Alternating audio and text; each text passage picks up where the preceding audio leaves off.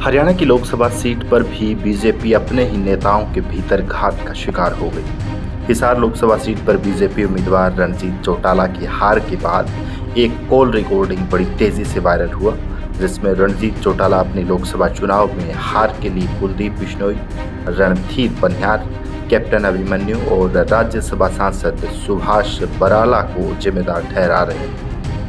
ये सारा कुलदीप भी था, वो ये पनियार भी था। सिंचाई कराऊंगा, चिंता नहीं करो, माफ नहीं करता। 56 साल से भजनलाल परिवार का अभेद दुर्ग कहे जाने वाले आदमपुर में इस बार लोकसभा चुनाव में बीजेपी को हार का सामना करना पड़ा। इस सीट से भजनलाल 1968 में पहली बार विधायक बने थे। तब से जितने भी चुनाव हुए सभी में भजनलाल परिवार ही आदमपुर से जीतता रहा था।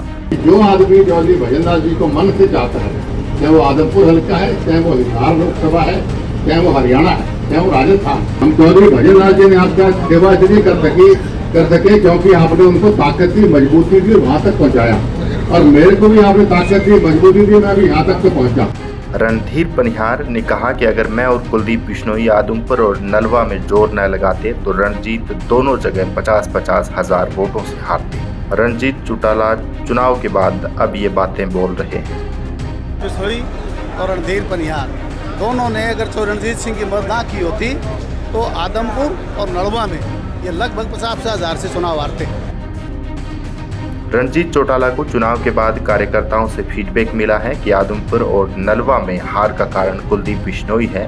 रणजीत को फीडबैक मिला है कि रणधीर पनियार ने अपने समर्थकों को रणजीत के लिए वोट न डालकर जयप्रकाश के लिए वोट डलवाए।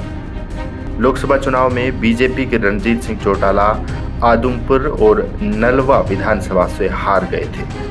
रणजीत सिंह चौटाला को कांग्रेस के जेपी से 63,381 वोटों से हार का सामना करना पड़ा है।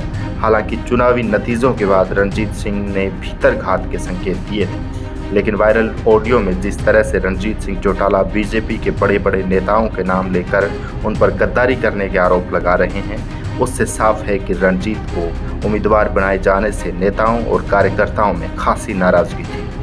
यही वजह रही कि रणजीत सिंह चौटाला चुनाव में भीतर घात के शिकार हो गए।